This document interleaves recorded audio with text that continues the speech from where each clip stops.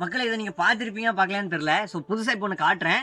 அதாவது நிறைய பேருக்கு தெரிஞ்சிரும் கிராமத்து சைடுல இருக்கிறவங்களுக்கு. சிட்டி சைடுல இருக்கிறவங்களுக்கு தெரியுமா தெரியலையான்னு தெரியல. சரி வாங்க நான் காமிக்காது என்னன்னு. மக்களே நான் உங்ககிட்ட இதை தான் காமிக்கணும்னு சொன்னேன். சோ இந்த வாழையை பாத்துக்கோங்க. சோ மேல பாருங்க. இது வந்து நம்ம ஏரியால வந்து பொதின்னு சொல்லுவோம். வாழை பொதி. ஓகேங்களா? இது என்ன அப்படின்னா வாழைக்காய் இருக்குல்ல. சோ வாழைக்காய் அந்த வாழைக்காய் வந்து வாழைத்தார் வர்றதுக்காக முதல்ல வர்றது இந்த இதுதான் வாழை பொதின்னு சொல்லுவோம். சோ இது வந்து இது முழுசா வந்துதான் வாழைத்தாராகி வாழை கொலையாகி அப்புறம் வாழைப்பழமாகும். ஸோ இது வந்து உங்களுக்கு தெளிவா தெரியுதான்னு தெரியல. ஸோ நான் இன்னொன்று காட்டுறேன் வாங்க தெளிவா பார்க்க. ஸோ இதை தான் சொன்னேன். இதை பாருங்க. இதுதான் வாழைப்பொதி. ஸோ வாழைப்பொதி இதை பார்த்தீங்கன்னா தெரியும் எவ்வளோ பெருசு இருக்கு அப்படின்னு. ஸோ அது வந்து நான் அப்பள காமிச்சது வந்து ஆரம்ப ஸ்டேஜ். ஸோ இது வந்து அதுக்கப்புறம் வந்தது. ஸோ அந்த தாரெல்லாம் பார்த்தீங்கன்னாலே தெளிவா தெரியும்.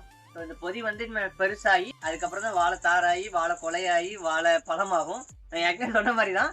ஆனா இதை வந்து ஆரம்ப ஸ்டேஜ். நிறைய பேர் சிட்டி சைட்ல இருக்காங்க, நிறைய பேருக்கு தெரியாது. ஸோ அதனால இதை சொல்றேன். நம்ம சைட்ல கிராமத்து பசங்க எல்லாருக்குமே அதிகமா தெரியும். ஸோ அதை வந்து நான் சொல்றேன். ஸோ இந்த வாழை என்னன்னு தெரிஞ்சா நீங்க என்னன்னு கமெண்ட் பண்ணுங்க, நான் பார்த்து தெரிஞ்சுக்கிறேன். ஏன்னா நம்ம விட நிறைய பேர் பாக்குறவங்களுக்கு தெரியும். ஸோ இருந்தாலும் நான் கேட்க